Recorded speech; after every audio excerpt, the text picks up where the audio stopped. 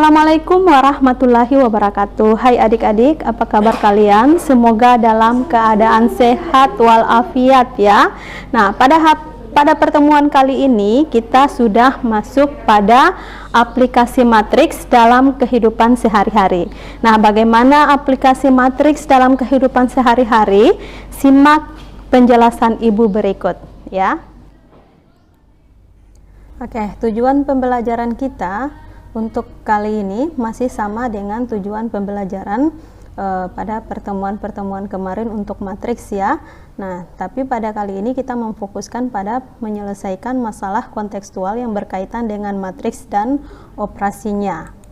Oke, lanjut dengan IPK. Nah, IPK-nya itu menyelesaikan masalah kontekstual yang berkaitan dengan matriks dan operasinya. Ya, langsung lihat saja masalah 1 ya. Suatu perusahaan pakaian Jacklot memiliki 2 pabrik yang terletak di Surabaya dan Malang. Di 2 pabrik tersebut, Jacklot memproduksi 2 jenis pakaian, yaitu kaos dan jaket. Perusahaan tersebut memproduksi pakaian yang kualitasnya dapat dibedakan menjadi 3 jenis, yaitu standar, deluxe, dan premium. Tahun kemarin, pabrik di Surabaya dapat memproduksi kaos sebanyak 3.820 kualitas standar, 2.460 kualitas deluxe, dan 1.540 kualitas premium, serta jaket sebanyak 1.960 kualitas standar, 1.240 kualitas deluxe, dan 920 kualitas premium. Sedangkan pabrik yang terletak di Malang dapat memproduksi kaos sebanyak 4.220 kualitas standar, 2.960 kualitas deluxe, dan 1.640 kualitas premium, serta jaket sebanyak 2.960 kualitas standar, 3.240 kualitas deluxe, dan 820 kualitas premium dalam periode yang sama. Yang pertama, tulislah matriks produksi dengan ordo 3x2 untuk masing-masing pabrik, S untuk Surabaya dan M untuk Malang, dengan kolom kaos, kolom jaket, dan 3 baris yang menunjukkan banyaknya jenis-jenis pakaian yang diproduksi, yaitu standar, deluxe, dan premium ya. Kemudian yang kedua, gunakan matriks dari poin 1 untuk menentukan banyaknya pakaian yang telah diproduksi oleh pabrik di Surabaya dan Malang. Yang ketiga, gunakan perkalian skalar untuk menentukan berapa banyak pakaian dari masing-masing jenis yang akan diproduksi di Surabaya dan Malang jika perkiraan peningkatan produksinya adalah 4%. Yang keempat, berapa total banyak pakaian yang diproduksi oleh Jacklot di kedua pabrik pada tahun depan untuk setiap jenis pakaian. Nah, bagaimana kita menyelesaikan masalah ini? Langsung kita lihat pembahasannya ya. Nah, ini pembahasannya. Nah, agar lebih mudah dalam membuat matriks produksi, pertama kita akan membuat tabel produksi untuk masing-masing pabrik. Jadi yang pertama kita buat adalah tabel produksi ya. Nah, tabel produksinya seperti ini. Nah, S di sini ini menunjukkan bahwa ini merupakan pabrik yang berada di Surabaya ya. Nah, dan ini hasil produksi hasil kaos dan jaket yang diproduksi untuk setiap kualitas pakaian. Nah, ini juga untuk M ini berarti ini merupakan pabrik yang berada di Malang. Nah, ini jumlah produksinya seperti ini ya. Nah, sekarang dari tabel ini sehingga kita mendapatkan matriks-matriks produksi S dan M sebagai berikut. Nah, S ini Ibu ingatkan lagi, ini merupakan pabrik yang berada di Surabaya, dan M merupakan pabrik yang berada di Malang. Nah, ini untuk matriks S-nya ya. Jadi yang dari sini, dari tabel ini kita buat dalam bentuk matriks menjadi matriks yang berordo 3x2 seperti yang diminta oleh masalah yang untuk nomor 1 ya. Nah, ini matriksnya, matriks S-nya, kemudian ini didapat dari sini ya, tabel ini. Kemudian untuk matriks M-nya ini didapat dari tabel yang ini, yang untuk ini. Nah, sekarang sudah untuk yang nomor 1 sudah kita dapatkan matriksnya. Ini matriks S-nya, ini matriks M-nya. Sekarang kita lihat yang kedua. Nah, dari matriks yang diperoleh dari poin 1, kita dapat menghitung banyaknya pakaian yang telah diproduksi oleh pabrik di Surabaya dan di Malang. Nah, bagaimana cara menentukan banyaknya pakaian yang telah diproduksi oleh pabrik di Surabaya dan di Malang? Berarti kita akan menjumlahkan matriks S dan matriks M seperti yang terlihat ini ya. Nah, ini matriks S-nya, ini matriks M.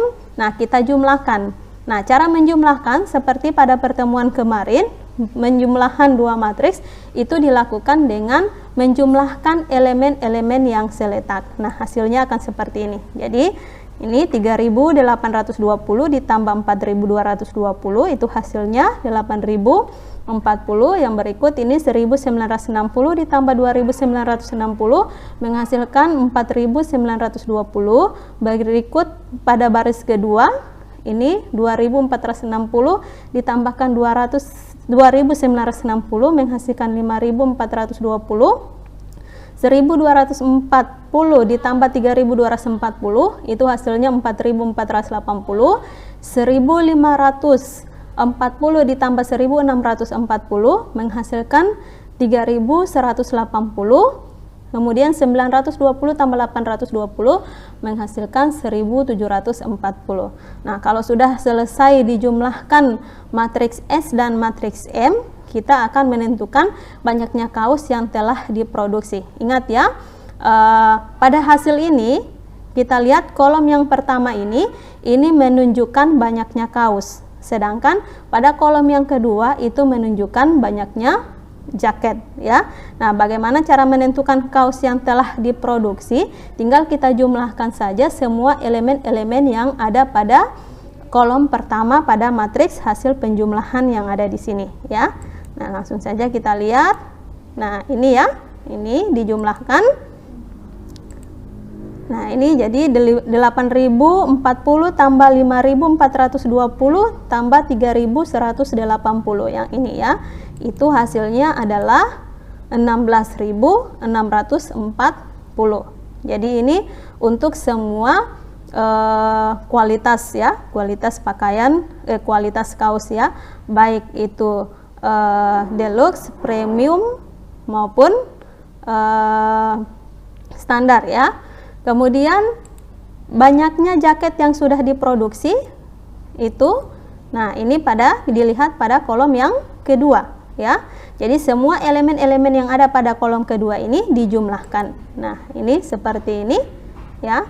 Nah, hasil penjumlahannya adalah 11.140. Jadi yang bagian kedua itu sudah terjawab ya, untuk menghitung banyaknya pakaian yang diproduksi oleh pabrik yang berada di Surabaya dan di Malang. Sekarang yang ketiga. Yang ketiga, diketahui perkiraan peningkatan produksinya adalah 4%. Nah, 4% itu artinya 0,04 ya. Artinya jika N adalah banyaknya produksi pakaian tahun kemarin, maka banyaknya produksi pada tahun ini adalah N tambah 0,04 N. Itu hasilnya adalah 1,04 N. Jadi ini 0,04 N. Sehingga matriks produksi pada tahun depan dapat ditentukan dengan menggunakan perkalian skalar berikut. Oke, S-aksen ini dia merupakan matriks produksi pada tahun depan. Nah, untuk mendapatkan S-aksen itu sama dengan 1,04 dikali matriks S ya. Nah, caranya seperti ini, 1,04 dikali dengan matriks S-nya adalah ini. Nah, ini merupakan perkalian matriks dengan bilangan real. Nah, perkalian matriks dengan bilangan real seperti pada pertemuan kemarin juga itu sudah dibahas, yaitu 1,04 ini dikalikan dengan semua elemen-elemen yang ada pada matriks S ini ya, sehingga hasilnya menjadi seperti ini. Jadi 1,04 dikali 3.820, 1,04 dikali 1.960, 1,04 kali 2.460 ini hasilnya. Kemudian 1,04 dikali 1.240 ini hasilnya. 1,04 dikali 1.540 ini hasilnya. 1,04 dikali 920 ini hasilnya. Jadi ini merupakan matriks produksi pada tahun depan yang berada di pabrik Surabaya, ya. Nah, untuk pabrik yang berada di Malang itu produksi pada tahun depannya sama seperti yang di Surabaya. Jadi kita kalikan 1,04 dikali dengan matriks M. Nah, seperti ini cara perkaliannya juga sama, 1,04 dikalikan dengan semua elemen-elemen yang ada pada matriks ini sehingga hasilnya adalah ini, ya. Kemudian sehingga dari matriks di atas kita mendapatkan perkiraan banyaknya pakaian yang akan diproduksi oleh J-Cloth di pabrik Surabaya ataupun Malang. Pabrik di Surabaya akan memproduksi kaos kurang lebih, jadi yang ini yang kita lihat ya, yaitu 3.973 didapat dari sini. Kemudian kualitas standar 3.973 untuk kualitas standar ya. Kemudian 2.558 kualitas deluxe dan 1.602 itu kualitas premium, serta memproduksi jaket sebanyak yang ini ya. Ini 2.038 kualitas standar, kemudian 1.290 kualitas deluxe dan 957 kualitas premium. Sedangkan pada pabrik di Malang yang ini ya, di Malang akan memproduksi kaos sebanyak, yang ini kaos pada kolom pertama, 4.389 untuk kualitas standar, kemudian 3.078 kualitas deluxe dan 1.706 kualitas premium, serta memproduksi jaket. Jaket ini berada pada kolom yang kedua ya, yaitu 3.078 kualitas standar, 3.370 kualitas deluxe dan 853 kualitas premium pada periode yang sama. Sekarang lanjut dengan yang keempat. Nah, untuk menentukan banyaknya total pakaian yang diproduksi oleh J-Cloth pada tahun depan, kita jumlahkan matriks S aksen dengan M aksen seperti berikut ya. Nah, ini yang tadi yang sudah didapatkan tadi pada bagian apa namanya tadi? Pada bagian yang ketiga ini ya. Nah, kemudian ini juga. Nah, ini dijumlahkan, penjumlahannya pun sama, itu dijumlahkan elemen-elemen yang seletak dan ini hasil penjumlahannya ya. Nah, ini dari penjumlahan matriks di atas kita memperoleh informasi banyaknya pakaian yang akan diproduksi oleh J-Cloth dengan menjumlahkan semua elemen-elemen matriks penjumlahan tersebut. Kita peroleh bahwa banyaknya pakaian yang akan diproduksi oleh J-Cloth kurang lebih 28.891.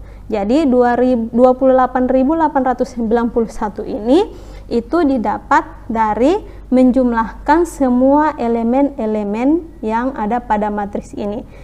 Untuk matriks ini dia merupakan penjumlahan dari matriks S aksen ditambah M aksen.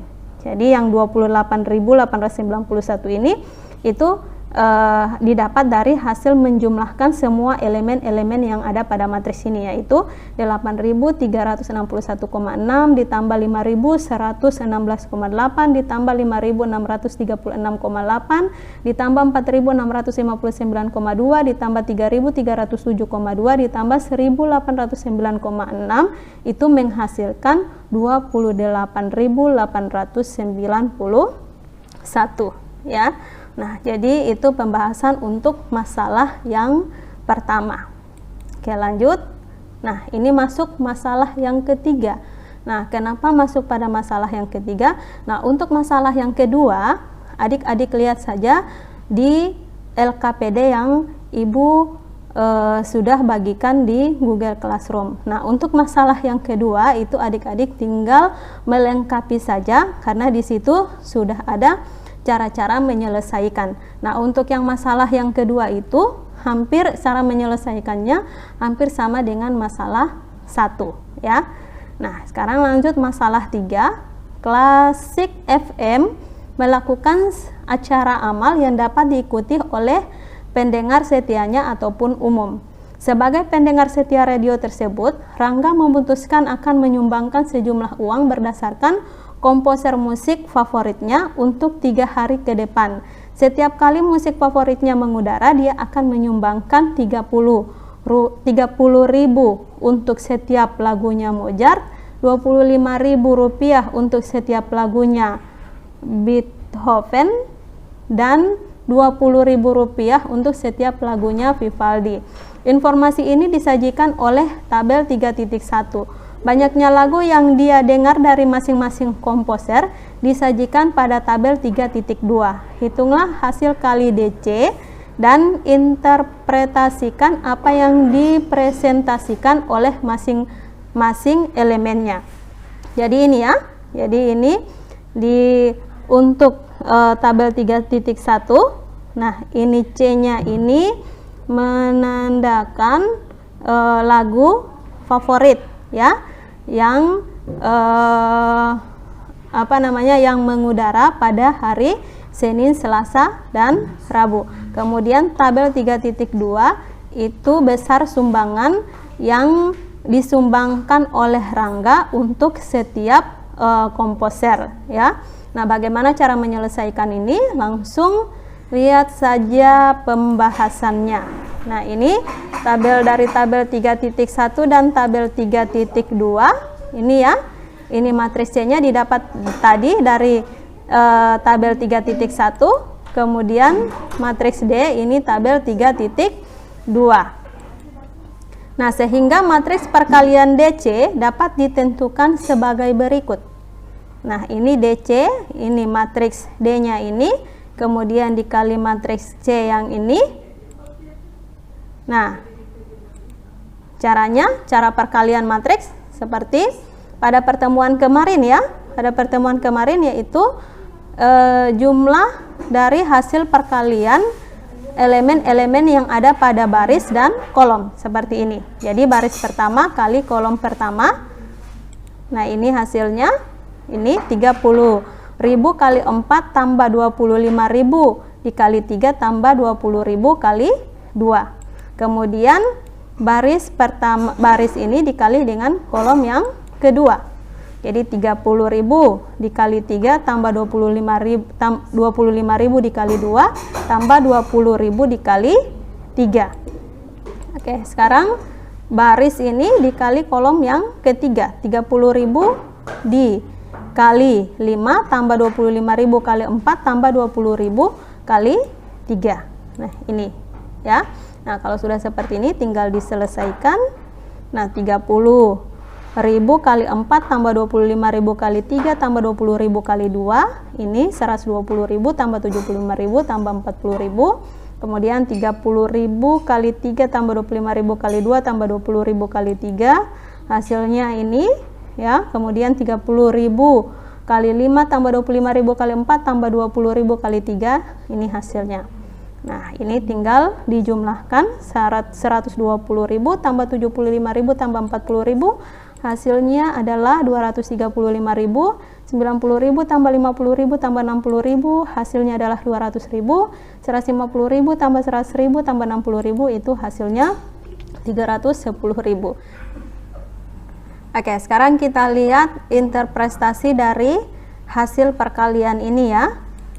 Nah, interpretasinya adalah elemen-elemen matriks DC tersebut mempresentasikan jumlah uang Rangga yang disumbangkan ke Klasik FM pada hari Senin, Selasa, dan Rabu yang secara berturut-turut adalah Rp235.000, Rp200.000, dan Rp310.000. Nah, itu penjelasan untuk masalah yang ketiga ya. Oke, sekarang kita sudah masuk pada tugas. Nah, ini tugasnya seperti ini ya. Ini ada 2 tugas ya. Nah, tugas ini silahkan kalian selesaikan, kemudian hasilnya dikirim di Google Classroom. Oke adik-adik, demikian penjelasan Ibu tentang aplikasi matriks dalam kehidupan sehari-hari ya.